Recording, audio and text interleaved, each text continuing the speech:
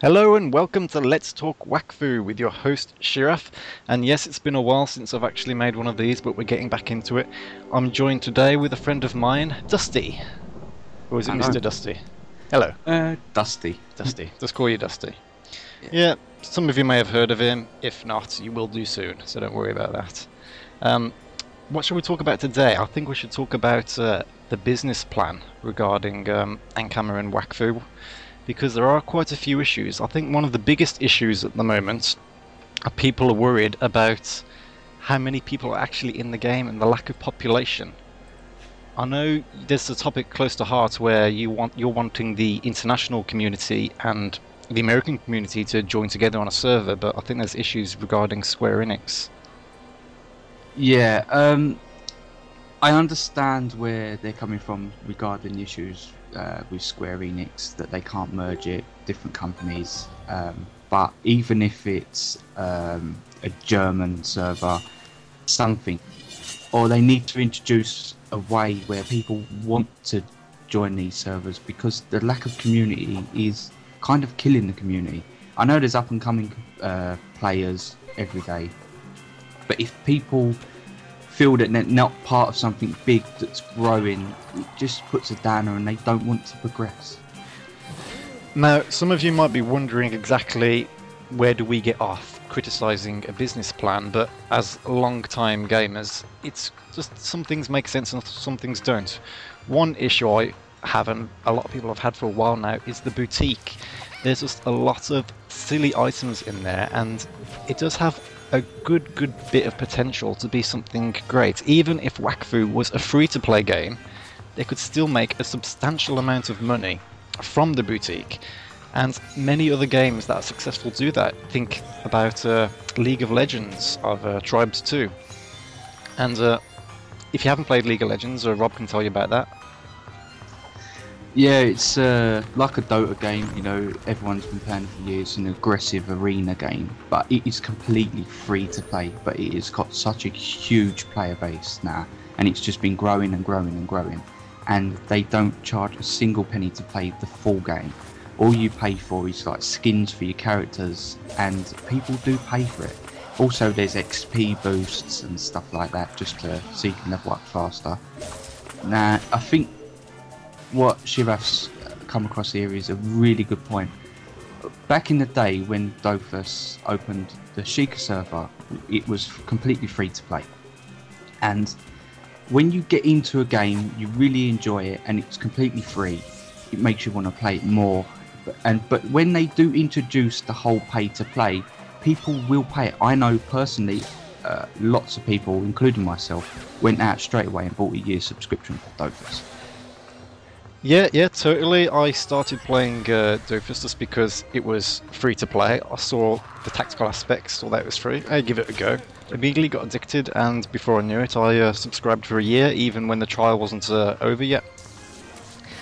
And Wakfu, in its stage, it just hasn't got a strong player base. The communities have been split up, and a lot of critics are, you know, slating it. Okay, you're paying for a game which is really buggy, incomplete, not giving it the credit it deserves, because people do love the game, but paying for something which just feels so incomplete and restrictive is not the best thing. I'm quite sure if they went down the free-to-play route and focused more on a good boutique, they could make more profit than they are from people actually subscribing in the old method. Companies like EA are wanting to go down this route completely, and they are just all over the iOS market, and it's a bit silly because they're doing things completely wrong, but they're making a mint from casual gamers, and it's something that could really do good for Wakfu, because right now it's not really free to play, it's free to try. You're completely restricted on a free to play account. You can't drop your items, and yeah, you might say, oh, it helps combat botting and such, but there needs to be a healthy balance where somebody can enjoy the game for free and still want to buy things from the boutique, and maybe even buy things which help you unlock areas and such.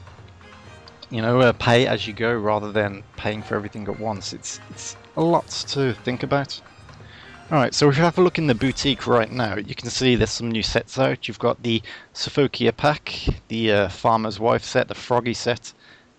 I don't know of anyone who's actually bought this. Item space is a very big issue in Wakfu, as a lot of people know. And yes, you can combine your sets into one item slot, which is very handy. But the problem is, there just aren't that many people who are going to be running around wearing these type of sets because you don't get your stat bonuses from it. Have a look at insignias, and insignias were a great idea. You had all sorts of insignias. You had people, just when the Valkyrie set came out, everyone was wearing the Valkyrie set, even guys. And you had the Musketeer set. There's one problem now which is facing the shop, and that is the release of the guild insignia. Because the guild insignia gives you stats, people are wanting, okay, there's no point wearing any other insignias because I get these stat bonuses. And that is a bit of a problem. One thing you could do is, if you're wearing an insignia, it doesn't matter, you still get your guild bonuses, and it keeps more people enjoying their customability, as it were. But all these, just going down the page now, all these silly sets like the Empress Cape, Empress set, nobody's wearing them. A handful of people are buying them, and you just don't have the space to store them. These need to be transferred into insignias. And yeah, it's like League of Legends with your skins, changing the skins of your character. People will pay to have their own personal customization. And just get down the route of people wanting to pay. Oh, they might want to change their hairstyle, might want to change it. People do pay for these cosmetic things, and that is one way you can get a decent income from a free-to-play game. Especially that one that's still in development. You have anything to add to this, Dusty? Yeah, I've always asked myself, why is it people are so willing to buy skins on League of Legends, but yet insignias seem so insignificant on Wakfu? Now, you want your player to seem strong, powerful, whatever. You know, if you had some big, strong armor with shoulders with spikes on as an insignia, people will buy it. Yeah, if you just got like little wings, a silly little cape and that, people are not going to pay real money for that. Not often. And I think what they should be doing is more asking us what we would like as insignias. And maybe they can get some good ideas from that. And I think people will go out and pay the money for it. So one thing I think you would like is to have more contact, the community having more contact with the actual developers themselves.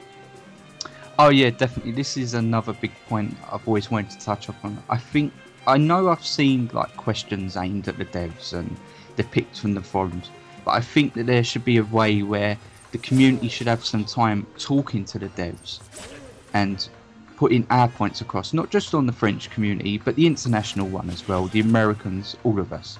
We should have our little time talking to devs, getting our points across, and I think as a whole, everyone would feel better knowing that we're getting our points across. Yep, definitely. It's not hard at all. I mean, we do have community managers, but actually having a simple hour time slot where everyone's talking in a chat room like IRC is no problem at all. Just put in questions. You can even have a live podcast. I know they've got their podcasts which are released sporadically, but a live podcast where somebody can type in a question and it's put forward and it just puts people more in touch with the game developments and they take it more to heart. Yeah, that is another big point. I'm forever on the forums seeing people having a go at mods, at Troil, and going on about nerfs. I don't actually think people realise the jobs that these people have, what they do, and how to go about it. I mean, we've got all these problems. Don't go to mods and Troil and stuff like that. The problems we have is with the development team, and there is no contact. I know that Troil does relay messages across, but what people need to understand, that who are watching this video, is if you've got a problem, explain yourself nicely, hope that it's got put across, but there needs to be a bridge where we can contact like the development team or get our points across. Stop having a go at mods, at Troil, and just go ranting on and on needlessly. It's no point. You know, if you've got a point, put it down in suggestions and just hope it gets to the development team, because they're the people that make all the changes. They are the ones that design the game. End of story. And we've already seen some major changes. We don't know if it's coincidence or just actually being effective, but these past videos, ideas being put forward have actually been put into place, and the latest one now from the community is the change of the world bosses. You'll notice we're getting ultimate bosses.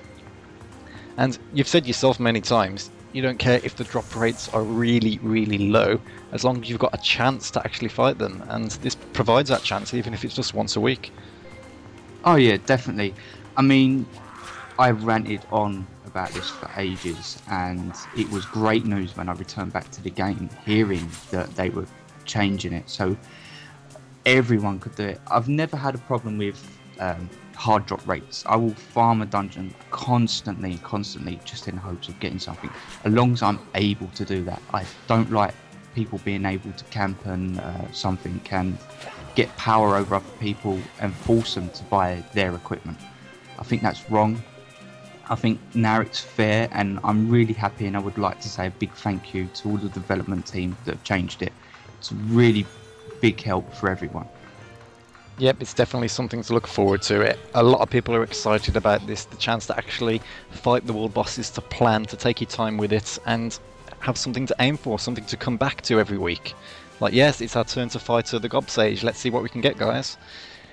And one of the biggest things that you actually miss from Doofus is the Doofuses themselves. I know I'm pronouncing that wrong, I'm terrible with it, but as you said yourself, items like the Doofuses, which are incredibly hard to get, but it's something for long-term players to actually aim for.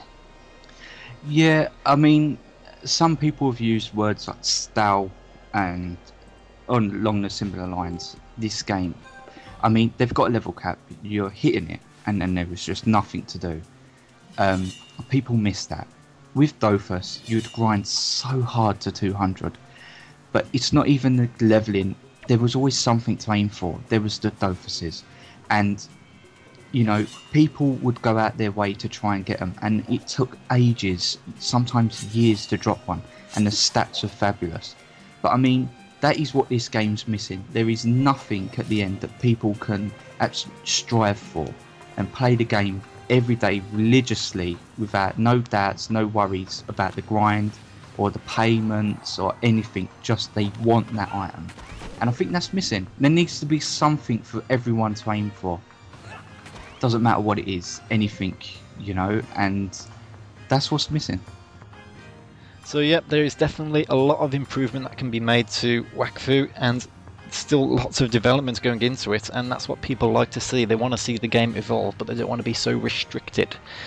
The community needs to be opened up. You need to be able to bring people in to play the game, and having something that's so restrictive on the free-to-play and pay-to-play is one major issue, and that definitely could be looked at and considered, because I can only see good improvements, and other games are leading by example. Any final thoughts you'd like to bring, Dusty? You know, I just want people to stop arcing on the forums. I want everyone to get organised, get their points across in a nice way, where we can evolve the game how we want it and enjoy it. And I want to see it progress. I don't want to end up leaving, and I don't get people's mentality. I don't understand how people can constantly have a go at the game, but still yet you're paying for it and staying here just to have a go at it. I don't see the point in that. I think we should be constructive, try and aim for something, and I would love to see the development team themselves try and give us something that we can strive for, and I think it would be a more enjoyable game.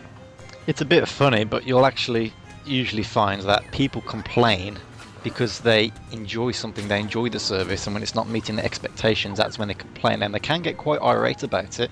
But at the end of the day, it's just because they care so much, but of course they're not putting their points across in the best way possible.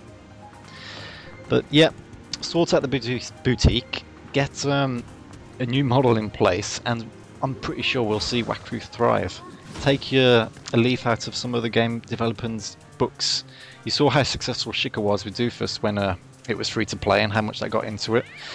It's definitely something worth considering, because the communities are just so split, and I can't speak on behalf of the French community, but international, it's not good at all.